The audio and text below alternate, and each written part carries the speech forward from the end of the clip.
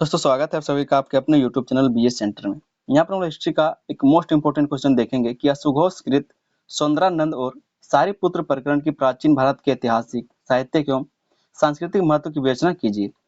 पिछला जो हमारा क्वेश्चन था वो अश्वघोष के बारे में था, जहाँ पर हम लोग बुद्ध चरित्र के बारे में समझे थे। ठीक है, आज का जो इन्हीं का कृति है कुछ सौंदरानंद और सारीपुत्र प्रकरण, तो इस चीजों के बारे में हम लोग पढ़ेंगे। ठीक है, कि इसका ऐतिहासिक, साहित्यिक और सांस्कृतिक महत्व क्या है, इसके बारे में आपको बताना है। ये भी आपका एक मोस्ट इंपोर्टेंट क्वेश्चन है। जितना नाम वाला क्वेश्चन होता है उतना ज्यादा वो इंपोर्टेंट होता है। तो वीडियो को आप लोग अंत तक देखिए ताकि आप इस चीज को अच्छे से समझ सकें कि जो सौंदरानंद है या फिर जो सारीपुत्र प्रकरण है वो क्या चीज है। चैनल पर दोस्तों है तो आप लोग चैनल को सब्सक्राइब कर लीजिए, वीडियो पसंद आए तो वीडियो को लाइक कर दीजिए और अपने दोस्तों में इसको शेयर भी कर देना है। आप लोग के लिए हम प्लेलिस्ट बना दिए हैं, प्लेलिस्ट का लिंक जो है आपको इसी वीडियो के डिस्क्रिप्शन में मिल जाएगा, तो जाके चेक कर लीजिएगा। ठीक है, और अपने दोस्तों में शेयर भी कर दीजिएगा। भूमिका को हम लोग पहले समझते हैं, आगे इसके आंसर को देखेंगे। ठीक है, कहा जा रहा है कि अश्वघोष प्राचीन भारत के महान संस्कृत कवि और बौद्ध आचार्य थे। जो अश्वघोष थे, अश्वघोष का डिटेल में जो परिचय हम पिछले वीडियो में दे चुके हैं, तो यहाँ पर इतना डिटेल हम लोग नहीं जाएंगे। कहा जा रहा है कि अश्वघोष प्राचीन भारत के महान संस्कृत कवि और बौद्ध आचार्य थे, जिन्होंने बौद्ध धर्म के गुण सिद्धांतों को साहित्यिक रूप में प्रस्तुत किया। गुण का मतलब होता है गहराई से, तो सबसे गहराई से सिद्धांतों को, जो गहरे सिद्धांत थे उसको साहित्यिक रूप में प्रस्तुत किए। उनकी प्रमुख रचनाओं में सौंदरानंद और सारीपुत्र प्रकरण अत्यंत महत्वपूर्ण है। इनका एक और रचना था बुद्ध चरित्र, जिनके बारे में हम लोग क्वेश्चन कर चुके हैं। तो जो दो कीर्ति बच चुका था सौंदरानंद और सारीपुत्र प्रकरण, उसके बारे में हम लोग पढ़ ले रहे हैं। तो वही कहा जा रहा है कि उनकी प्रमुख रचनाओं में सौंदरानंद और सारीपुत्र प्रकरण अत्यंत महत्वपूर्ण है। आगे कहा जा रहा है कि ये ग्रंथ न केवल साहित्यिक दृष्टि से उत्कृष्ट हैं, बल्कि इतिहास और संस्कृति को समझने में भी महत्वपूर्ण भूमिका निभाते हैं। ये जो सौंदरानंद है या फिर जो सारीपुत्र प्रकरण है, कहा जा रहा है कि ये सिर्फ साहित्यिक दृष्टि से उत्कृष्ट नहीं है, मतलब ये सिर्फ साहित्य नहीं है, बल्कि इतिहास और संस्कृति को समझने के लिए बहुत महत्वपूर्ण भूमिका ये निभाते हैं। दोनों जो आप समझ पा रहे हैं। तो पहले हम लोग समझते हैं सौंदरानंद के बारे में। ठीक है, कि सौंदरानंद का विषय वस्तु क्या है और इसका महत्व क्या है। विषय वस्तु को पहले हम लोग देख लेते हैं। सौंदरानंद का विषय वस्तु मतलब सौंदरानंद है क्या, इसके बारे में समझ लेते हैं। विषय वस्तु का मतलब होता है कि सौंदरानंद है क्या। तो नंद और सुंदरी की कथा का विस्तार, इसमें नंद और सुंदरी की कथा का विस्तार दिया गया है। ठीक है, तो इस चीज को हम लोग यहाँ पर पढ़ के समझते हैं। कहा जा रहा है कि सौंदरानंद का मुख्य कथानक बुद्ध के सौतेले भाई नंद और उनकी पत्नी सुंदरी के जीवन पर आधारित है। जो सौंदरानंद है उसका मुख्य कथानक, या फिर कह सकते हैं जो कथानक का मतलब होता है पूरा कथा का सार, जिसके ऊपर आप कथा लिखे हैं। तो सौंदरानंद का मुख्य कथानक बुद्ध के सौतेले भाई, एक सौतेले भाई थे इनके नंद, उनकी पत्नी सुंदरी के जीवन पर आधारित है। नंद अपनी पत्नी से अत्यंत प्रेम करते हैं। जो नंद होता है, जो बुद्ध का सौतेला भाई नंद है, वो अपनी पत्नी से बहुत ज्यादा प्रेम करता है और भोग विलास से युक्त जीवन जीते हैं। और भोग विलास से क्या, तो युक्त जीवन जीता है, मतलब अपने बीवी के साथ रहता है, सुख सुविधाओं के साथ रहता है, और मतलब जिस तरह से एक दंपति लोग रहते हैं उस तरह से रहते हैं।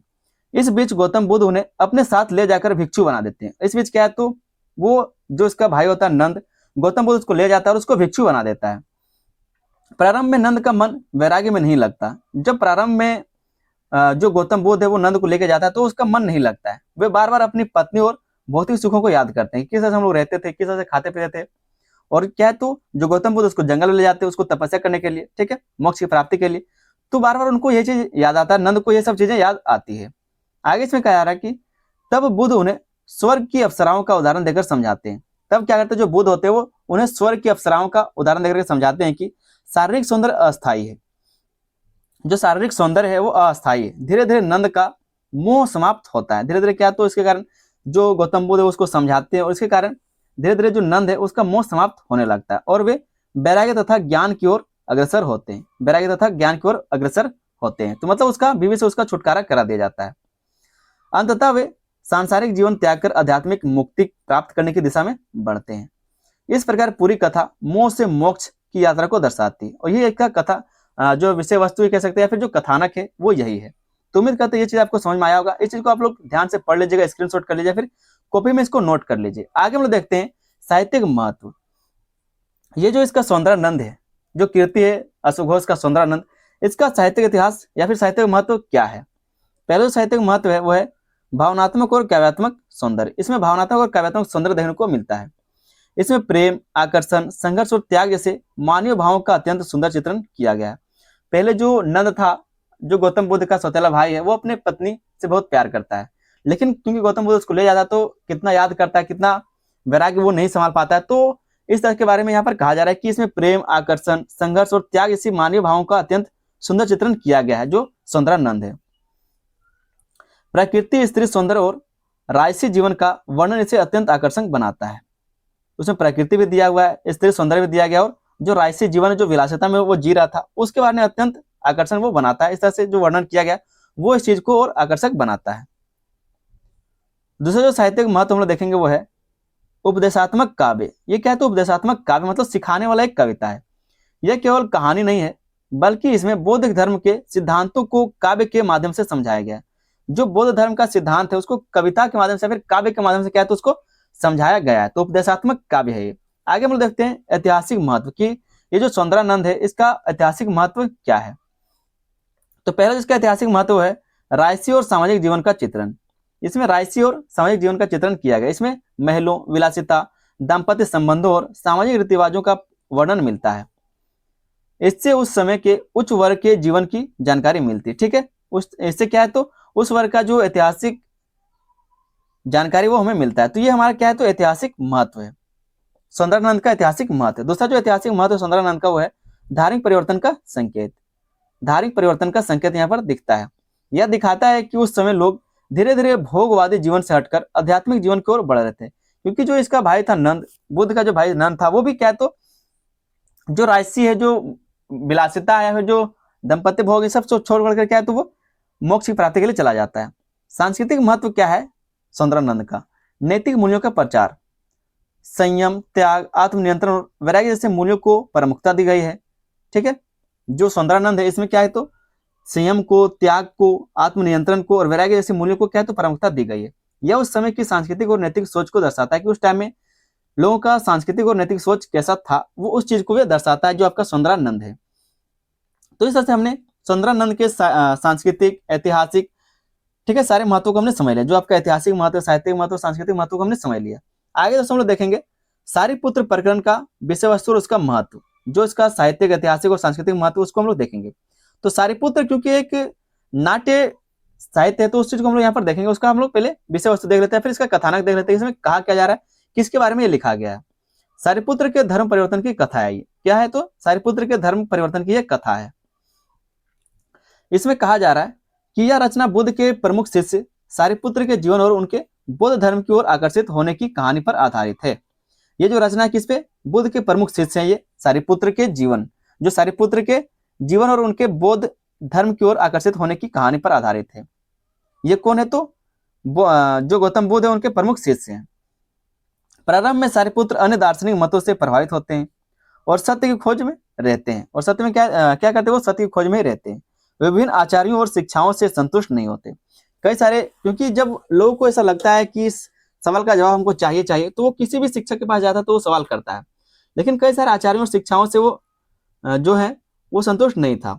अंततः वे बुद्ध के उपदेशों से प्रभावित होते हैं और उनके शिष्य बन जाते हैं। इसके साथ ही उनके मित्रों और अन्य लोगों का भी बौद्ध धर्म की ओर झुकाव दिखाया गया है। जो उनके और शिष्य थे, जो उनके और अन्य लोग थे, जो उनके मित्र थे, उनका भी झुकाव बौद्ध धर्म की ओर दिखाया गया है। आपका जो आपका सारीपुत्र प्रकरण है, पूरी कथा का मुख्य संदेश है सत्य की खोज और सही मार्ग का चयन। जो पूरा कथा है सारीपुत्र प्रकरण का, उसमें सिर्फ यही बात बताया कि सत्य की खोज कैसे किया जाए और सही मार्ग का चयन कैसे किया जाए। यही आपका कहानी का सार है। आगे दोस्तों हम लोग सारीपुत्र प्रकरण का साहित्यिक महत्व देख लेते हैं कि जो आपका सारीपुत्र प्रकरण है उसका साहित्यिक महत्व क्या है। तो पहला जो इसमें महत्व हम लोग देखते हैं वो है नाट्य शैली का प्रयोग। इसमें नाट्य शैली का प्रयोग किया गया है। यह रचना संवाद के रूप में प्रस्तुत की गई है, जिससे यह एक नाटक जैसा प्रतीत होता है। इससे पात्रों के विचार और तर्क स्पष्ट रूप से सामने आते हैं। मतलब जैसे कि कोई भी लड़का हो, फिर वो गौतम बुद्ध हो, फिर कोई लड़का हो, फिर जो सारीपुत्र वो हो, तो उस तरह से डायलॉग बोल करके क्या है तो इसको समझाया गया है। इसी के बारे में कहा जाए कि नाट्य शैली का प्रयोग इसमें किया गया है। इसका साहित्यिक महत्व है। साहित्य मतलब जानते हैं ना, साहित्य कैसे लिखा जाता है, तो उसका एक महत्व है ये। दूसरा जो महत्व है वो है सरल और प्रभावशाली भाषा। सरल और प्रभावशाली भाषा यहाँ पर देखने को मिलता है जो सारीपुत्र प्रकरण है। इसमें विचारों को सीधे और स्पष्ट रूप से प्रस्तुत किया गया है, जिससे यह शिक्षाप्रद और समझने में आसान बनता है। तो सरल और प्रभावी भाषा का प्रयोग इसमें किया गया है। आगे दोस्तों हम लोग ऐतिहासिक महत्व को देख लेते हैं, क्योंकि यही सबसे क्वेश्चन पूछा गया था। तो ऐतिहासिक महत्व को देख लेते हैं सारीपुत्र प्रकरण के। पहला जो इसका ऐतिहासिक महत्व है धार्मिक वाद विवाद का चित्रण। धार्मिक वाद विवाद का चित्रण, इसमें विभिन्न दार्शनिक मतों और उनके बीच होने वाले वाद विवाद का उल्लेख मिलता है। क्या कहा जा रहा है कि इसमें विभिन्न दार्शनिक मतों का, क्योंकि बहुत सारे दार्शनिक लोग थे तो उनके बहुत सारे मतों का, उनके बीच होने वाले वाद विवाद का उल्लेख भी देखने को मिलता है। इससे उस समय के बौद्धिक वातावरण की जानकारी मिलती है कि उस टाइम में कितने सारे ज्ञानी लोग हुआ करते थे, बौद्धिक वातावरण कैसा था, उसके बारे में यहाँ पर जानकारी देखने को मिलता है। दूसरा जो यहाँ पर ऐतिहासिक महत्व यह देखेंगे वो है धर्म प्रचार की प्रक्रिया। यह दिखाता है कि बौद्ध धर्म कैसे लोगों को प्रभावित करता था और कैसे नए अनुयायी बनते थे। तो धर्म प्रचार की प्रक्रिया भी यहाँ पर इसका एक ऐतिहासिक महत्व है। अगला दोस्तों हम लोग सांस्कृतिक महत्व को समझ लेते हैं। सांस्कृतिक महत्व, सांस्कृतिक महत्व इसका यह है कि सहिष्णुता और संवाद की परंपरा यहाँ पर देखने को मिलती है। इसमें विचारों के आदान प्रदान और बहस की परंपरा को दर्शाया गया है। यह भारतीय संस्कृति की उदारता और बौद्धिकता को दर्शाता है। ठीक है, ये क्या करता है, तो जो भारतीय संस्कृति है, जो उदारता है, उसकी बौद्धिकता को यह दर्शाने का काम करता है। तो यहाँ पर हम लोग दोस्तों अशुघोष के जो कृति है सुंदरानंद और सारीपुत्र प्रकरण, उसके प्राचीन भारत के ऐतिहासिक, साहित्यिक और सांस्कृतिक महत्व को समझ लिए। आगे कुछ इसका समग्र मूल्यांकन कर लेते हैं कि जो हमने पढ़ा उसका थोड़ा सा हम लोग मूल्यांकन देख लेते हैं, क्या क्या हमने पढ़ा और क्या सही है क्या गलत है। पहला है साहित्यिक दृष्टि से, दोनों रचनाएं संस्कृत साहित्य की उच्च कोटि की कृतियां हैं। क्या है, तो दोनों संस्कृत साहित्य की उच्च कोटि की कृतियां हैं जो काव्य और नाटक दोनों विधाओं का उत्कृष्ट उदाहरण प्रस्तुत करते हैं। जो तो कैसे लिखा गया, तो कविता के रूप में भी लिखा गया और नाटक, दोनों विधाओं के रूप में उत्कृष्ट उदाहरण प्रस्तुत करता है।